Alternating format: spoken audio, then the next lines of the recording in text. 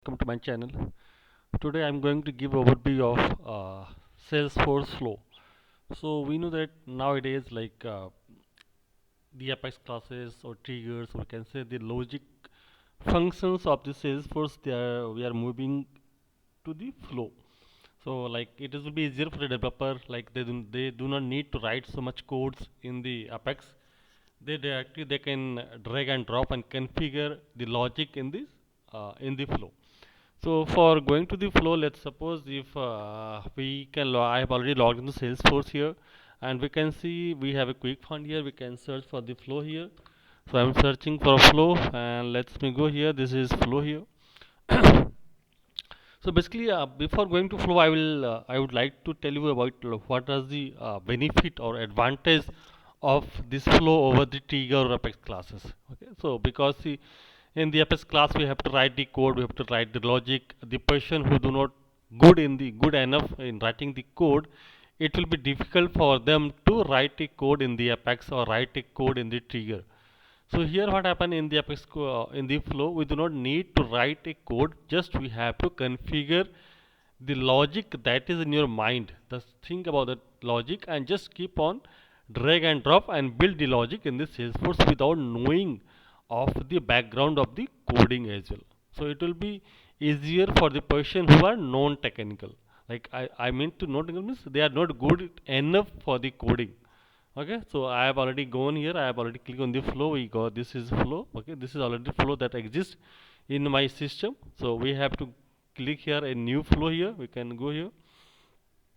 So once we click on the new flow, we can see here will be it's loading. It will show all the options that are available in the flow.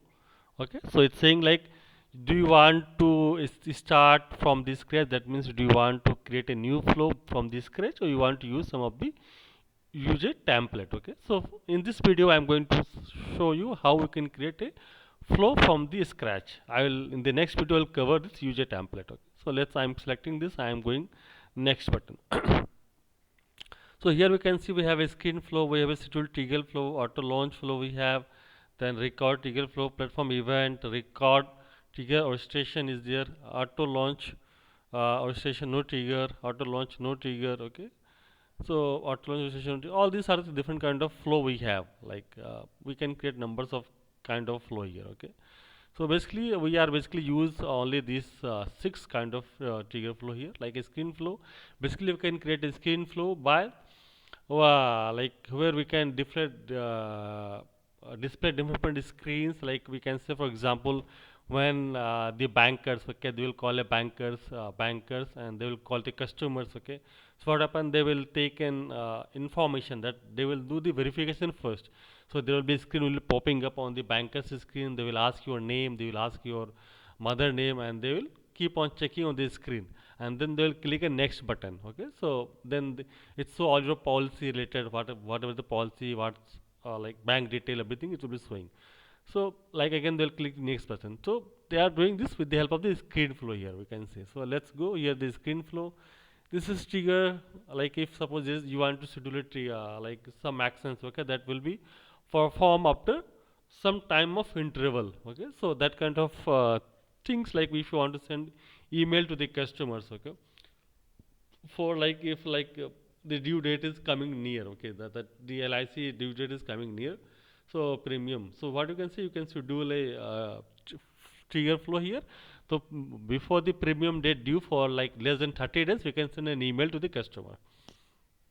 Okay, this is auto launch flow. That means no trigger, like sometime what happen, like any what's called the API integration happen with third party. Okay, so that integration, that API hit to Salesforce. So once this API hit the Salesforce, at that time if you want to perform some actions in the Salesforce, that time we can use auto launch flow here. Then we have a record trigger flow here. So record trigger flow is similar to the trigger, like we have two kind of like before and after. So if any action is performed inside the Salesforce, like creation, updation, deletion, so you can do with the habit trigger flow. Then we have a platform event trigger here. So like sometime what happens when the platform event happens, like okay, let's suppose the record get updated in the backend. So that is the platform event. Some event happen in Salesforce, and then you want to execute some of the logic. Okay, and this is the like record trigger illustration. Okay, lunch when a record is created or updated, an illustration lets you create a multi-step, multi-user process. That means you can have different flow embedded, and then you can use that flow. Okay, so let's me go. I'm going first here the record trigger flow. Okay, let me go create here. So here okay, here we can see we got the options here. So it's asking for which object you want to create this record, because this is the record trigger flow. So we have to select the object name. Let's suppose I'm selecting your account. Okay, so I can select here like on creation and updation. If I want to create on like on create and delete, and you want to click on create or a record is deleted. We can see we do not have the option here undelete, but we have a trigger context for undelete as well. But in the flow, we don't have this option like undelete. Okay, so I have been selected here, so I'm just creating on the record got created. Okay, just I'm okay. Let's go. We create on the record update or create. Okay, anything we can select. So I'm selecting on the record created or updated here. Okay, simply here we can select either non any of the condition if you want to select. Like suppose you can select like if account name. Let's suppose name. Okay, this is the name field. Account name start with, you can select here start with let's suppose Himanshu, okay, Himan, let's suppose I'm giving Himan only. Okay, so what happens when every time record updated it means okay, so this will happen only record. So we can see like on the workflow we have to kind like what is it record create what is it criteria like record created and updated every time. Okay, and then record created up to updated to subsequently meet the criteria. Okay, that two options we have in the workflow, the same thing we have in the here also. So here I'm just selecting here every time record is updated and meet the condition requirement. Okay, so here we have a first update, we have a action and return of records. Okay, so if you are working on the before, okay, before trigger, then go for the first field update. If you are going after trigger, then you have to go on the action and related records. That means in the first field update we can update only the value on the same record, so we cannot update the related record fields, but in this reactions and related record we can update the field on the related object as well. Okay, so I'm selecting, let's suppose I am selecting this only first, first field update. Okay, that means on the same object, and then we can save it. Okay, let's suppose update name. Okay, let me go here, let me search your account first. Okay, come, it's loading, coming. Okay, let me refresh it. Mm-hmm.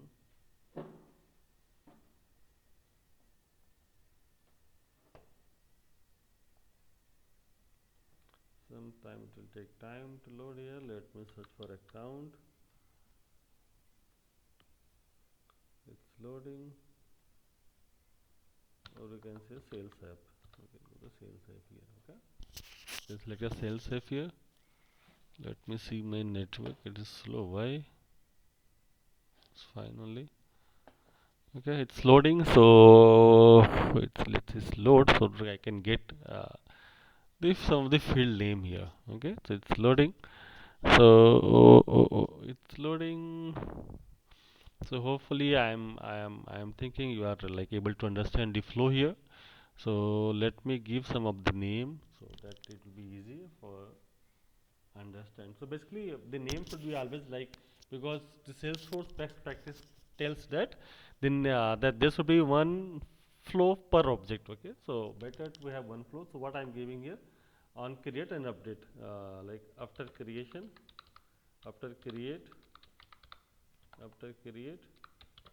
update.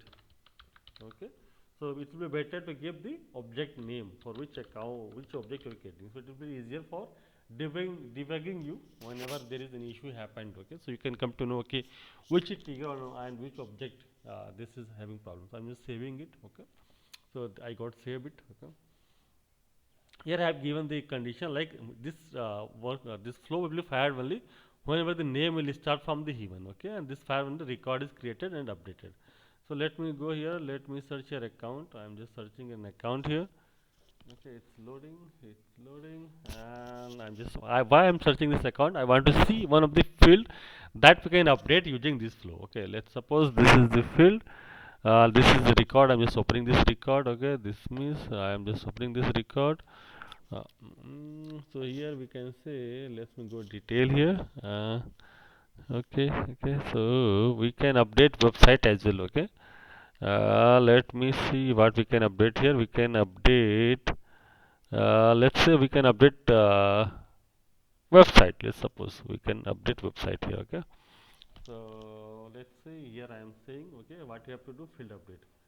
So after that we can click here. What we have to do update. Okay. So we can select here from the update triggering record or later record. So because we are having a first field here, so we can go for the triggering record here. So I am just taking a record here, giving update website. Update website. Okay, that's fine. Now it should always, because we can put some condition here if you want. Okay, let's give here, and let's suppose I'm giving condition here.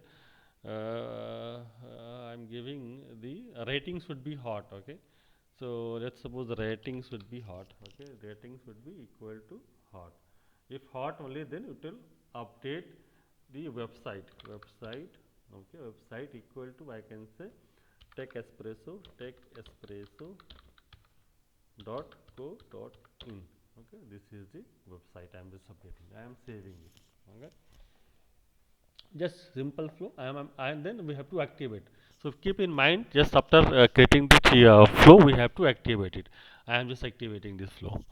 Okay, this is updated, activated the flow. Now this will fire only when the record is created and updated. Okay, so let's suppose this is a record I am trying to update here. Okay, we can say website is blank here. Let's suppose I am updating this record. Okay, let's suppose I am updating this as prospect. Okay, let's save it. We'll see it is firing or not. So we can see websites got updated to textespresso.co.in.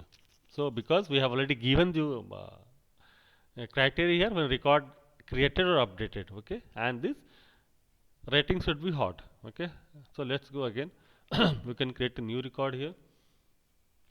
Okay, and the criteria is name should start with the human. HIAMAN human. Let's suppose I'm giving 890 anything.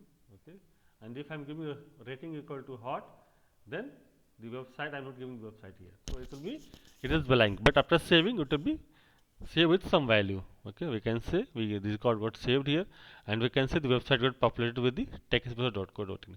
That is firing from the, that is coming from the flow. So this way we can get a record trigger flow, and we can put some of the conditions here. Okay, and then like whatever the limit, we can say the DML limit, or we can say SQL limit, that is considered in the apex or in the trigger, the same limit will be considered inside the flow as well. So there is nothing like, sometimes the interviewer will ask that if you are writing a DML, inserting a record, you are querying like get record you are doing in the flow, that will be counted or not. So yeah, it will be counted against the limit of the Salesforce. Yep. So that's all for today's videos for the flow. I will be covering more topic in the next video. Thank you for watching.